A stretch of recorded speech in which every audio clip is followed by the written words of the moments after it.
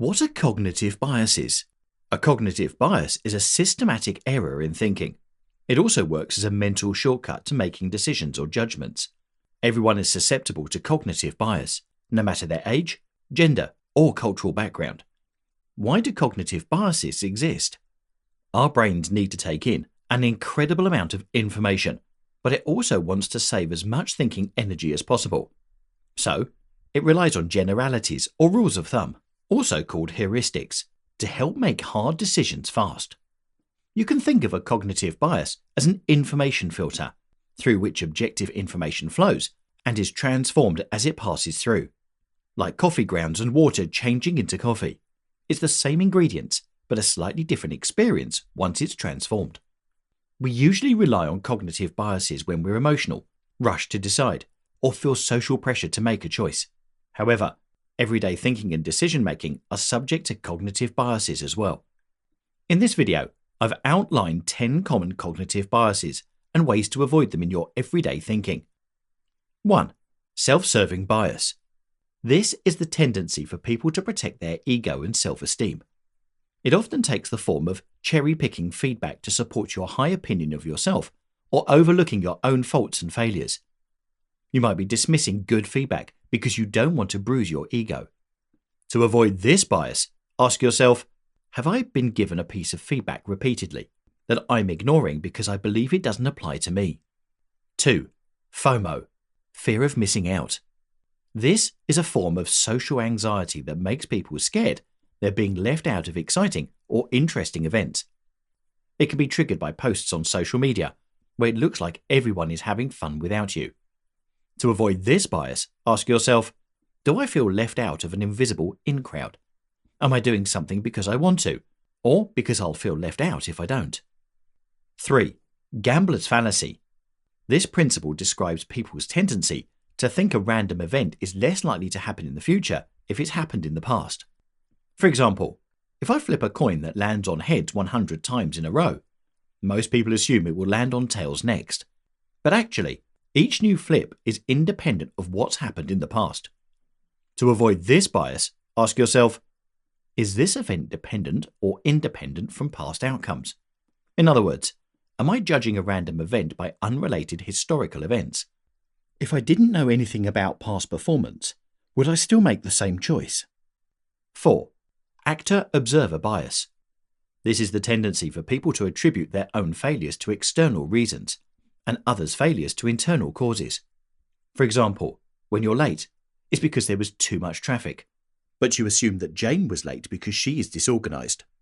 To avoid this bias, ask yourself, am I making assumptions about other people's failings? Have I let myself off the hook for bad behavior one too many times, while being tough on your colleagues, friends, or family members' failings? 5. Narrative bias. This describes people's tendency to make sense of the world through stories. Our brains have to process a lot of information, so it creates a story to link different items. It also ignores facts that don't fit the narrative. To avoid this bias, ask yourself, what story am I telling myself about this choice, event, or product? Have I ignored anything that might disprove this mental story? What happens if I turn this story on its head? 6. Survivorship bias. This describes the mental error of only concentrating on the projects or people that have been successful and overlooking those that failed when analyzing what made something a success. A famous example of survivorship bias in action comes from military history. During World War II, statistician Abraham Ward was working for the US military to try and figure out where planes should have their armor reinforced in order to avoid getting shot down. The military's initial efforts weren't as successful as they'd like, and Ward knew why. The military had decided to only reinforce those areas where planes had been shot. But the problem was, they were only seeing planes that had returned. In other words, where these planes had been hit was survivable damage, because they'd flown home. The planes who'd crashed hadn't returned, and therefore hadn't brought back data about the places where the damage proved fatal. Ward proposed that the military reinforce the areas where the surviving planes had not been shot, as those were the places where downed planes had been damaged. Ward's brilliant observation was correct, and saved many planes from a crash landing.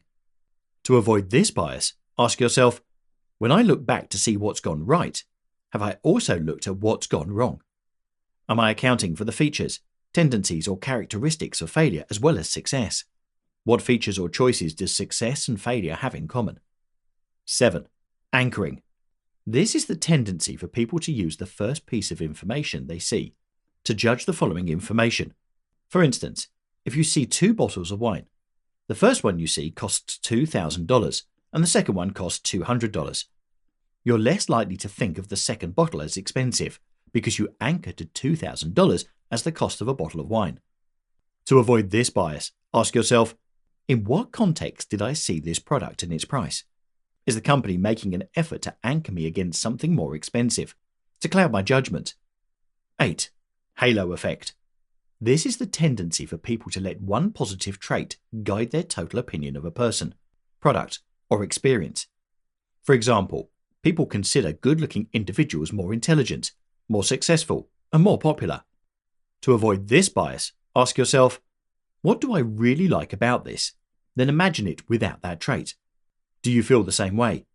Interrogate your feelings about this product, person, or experience. 9. Hyperbolic discounting. This is the tendency for people to value immediate rewards, like sleeping in, over long-term rewards like being fit. This means people have to outwit their own psychology in order to get in their workout or achieve other goals. To avoid this bias, ask yourself, what tends to win in my mind? The here and now or the long-term benefits? Which is more important to me in the long run, comfort or this goal? Here's a hint. Picture yourself in 10 years. Are you better off for having prioritized the bigger picture? 10. Planning fallacy. This is the tendency for people to underestimate how much time it will take to complete a future task. In other words, people aren't realistic about their timelines. To avoid this bias, ask yourself, how much time did this project take last time? Have I accounted for delays and setbacks that I can't yet anticipate? An interesting feature of cognitive biases is that even if you're aware of them, you still have to stay attentive to what biases might be driving your thinking. You can also follow a process like this one to help keep yourself vigilant. First, be aware of the common cognitive biases that exist. You've started that process with this video. Second, be attentive. Pay attention and actively work to combat cognitive biases in your decision-making process. Last, question yourself. The ask yourself considerations in this video are a good place to start, but make sure you have a process in place to de-bias your thinking when making decisions.